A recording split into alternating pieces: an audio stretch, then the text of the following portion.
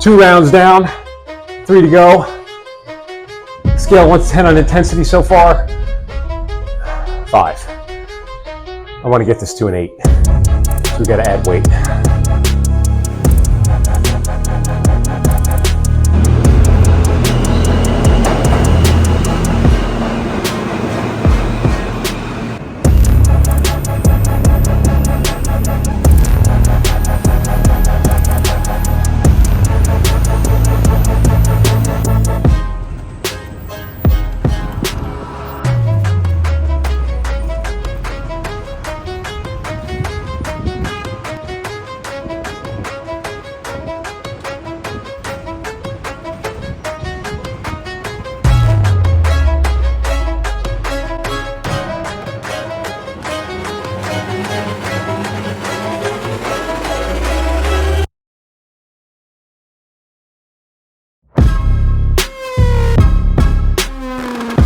Okay, what's going on, everybody? My name is Sean Light, former strength and conditioning coach for the Los Angeles Lakers and creator of the Athletic Restoration Movement. And my current project is using science to train for a marathon. I'm going to be using all of my experience, all of my knowledge, my network, and my network's network to bring you all the best science to develop the best possible training strategy for your next marathon. Come along for the ride, and we'll see you in the gym.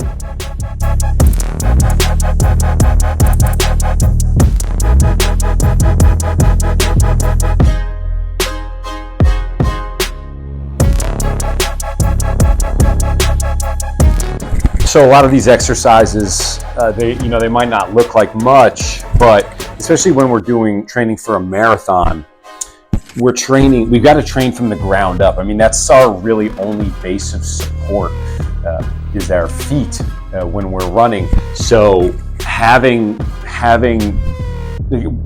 a good ground support it's everything when it comes to running. If you don't have that, you've got nothing.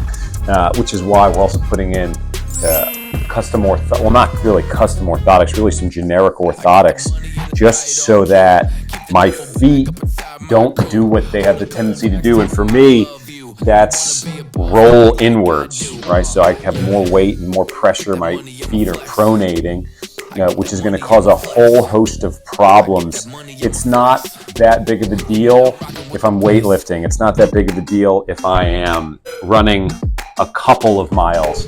But over the course of 26.2, all of these little exercises, we're like rebuilding the structure of the feet. The feet are supposed to be like a suspension system. When I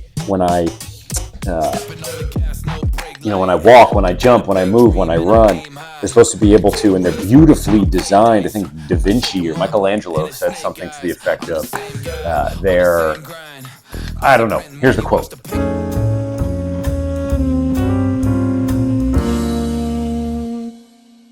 And so, like, if what we're trying to do is, what I'm trying to do with those exercises is rebuild that suspension system. I'm trying to feel the ground, rebuild the arches, rebuild those tripod points, and then I'm trying to support them with some good orthotics, some reasonable orthotics throughout any training sessions.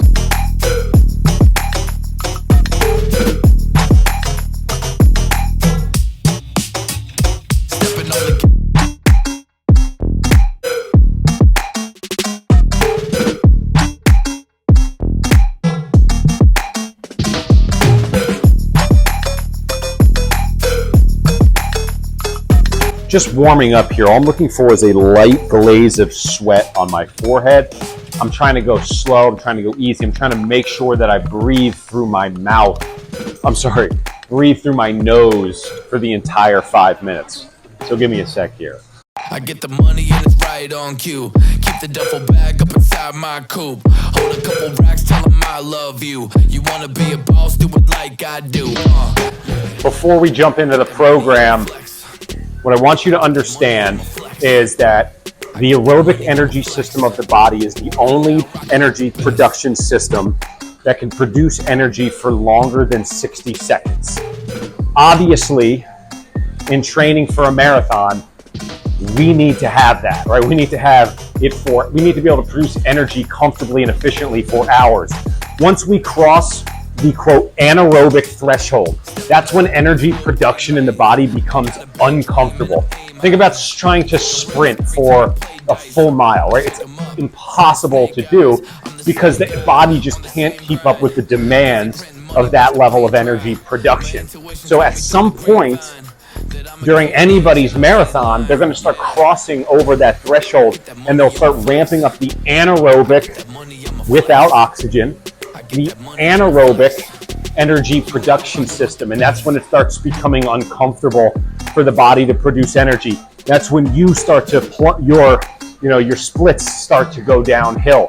So in my mission here to use science to train for a marathon, in my mission to run as few miles as possible out there on the road, what I know that I can do in here, in the lab, in the gym, is work on that aerobic engine. I don't need to be running to do that. I need to know the science. I need to know the heart rate zones, right? I've got to know where I'm at there. I've got to know it in real time. I've got to have accurate data. And I've got to be calculated with my training. If I do that, this will work. Keep the duffel bag up inside my coupe. Hold a couple racks, tell them I love you. You wanna be a boss, do it like I do. Yeah. Get that money, I'ma flex. I get that money, I'ma flex. I get that money, I'ma flex. You now rockin' with the best.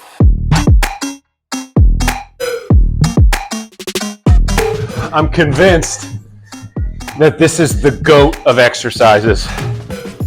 Hamstrings and glutes will solve the problems of the world, and obliques. And what's better than a rear foot elevated split squat? For time. I got a big dream and I aim high. Take a risk every time I play dice. I shake 'em up and it's snake eyes. I'm the same guy on the same grind. Busy printing money. It's hard for me to keep breathing through my nose. When it gets hard, I want to breathe through my mouth. That's a hard thing for me. But we got to keep going. It's always the last 10% of the depth here where the hamstrings and glutes kick in. Everything above that's quad. Last 10%. You got to get there. You got to get there. Let's go. Let's take you through this one. All right, we're going to bench here. Okay, this is the next round. What's our angle on the bench? We're going to go right here. Okay. This one on the bench. This is round 2, 135. This is easy.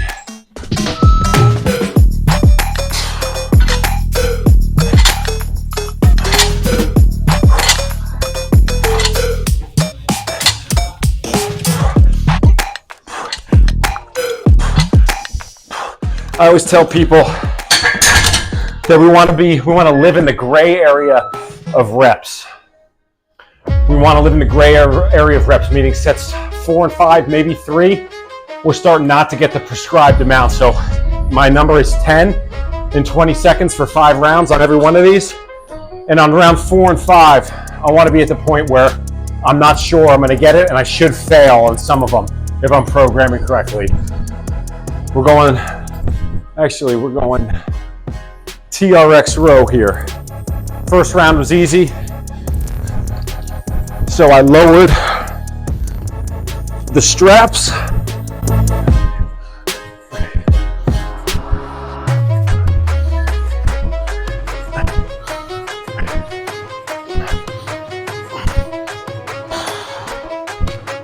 Not bad.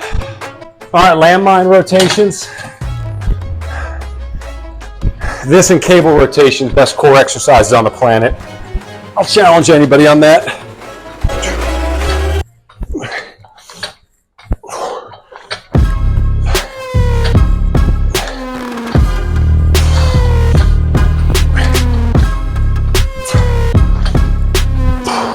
The challenge with core exercises is it's really difficult to put load on those muscles. Where like on the chest, I can do a bench and I can put a ton of weight on this bar.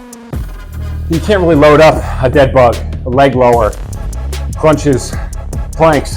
Start to load those up. Cable rotation, we did it in the warm-up. I can get load on it. This, I can put a ton of load on it. Load, volume, equals alarm bells going off in your head, equals the brain signaling that we've got to reinforce the tissue, new muscle fibers. Get the adaptation you want.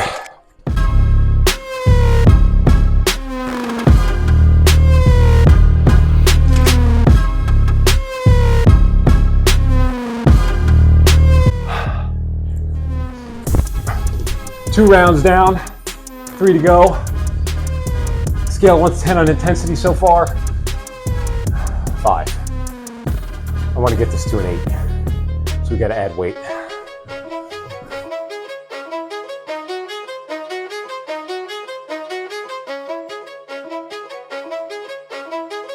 Got to try to not grip my toes.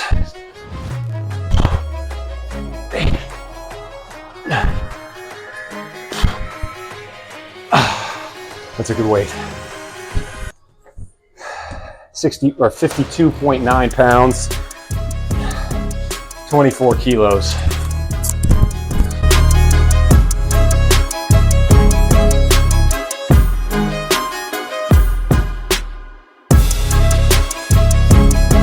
Okay, so as part of my cardiopulmonary testing, I said, and I was asked to take a blood pressure reading in the middle of a HIIT workout. That's where I am right now. I'm 4 rounds deep, really finishing up right now. So I'm gonna attach this cuff, see what we got.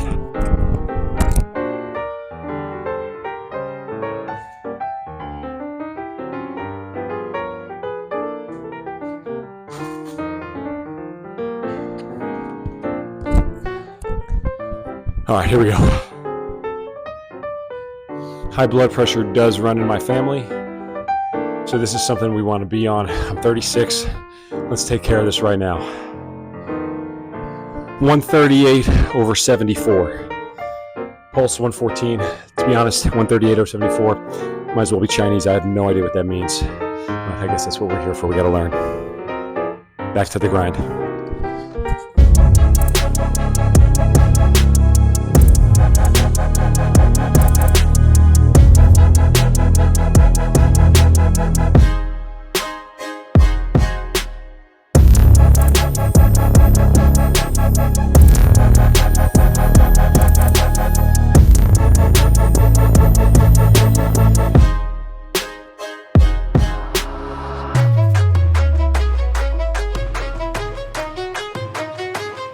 Okay, so recap of the workout. We're here recovering right now. I got the Normatec recovery boots on. Anytime I hit the legs pretty hard, which today wasn't all that hard, but I want to maximize recovery as much as I possibly can because it's just a long road, and I have not only this training schedule, but I have a work schedule. I'm an entrepreneur, I run a business, and I have to be on all the time. So the closer I can get back to 100%, we want to be there as much as possible. So recovery, huge. But on a very fundamental level for the workout, if you're not strength training while you're running, a lot of the people that I see coming from the running community, running is their workout.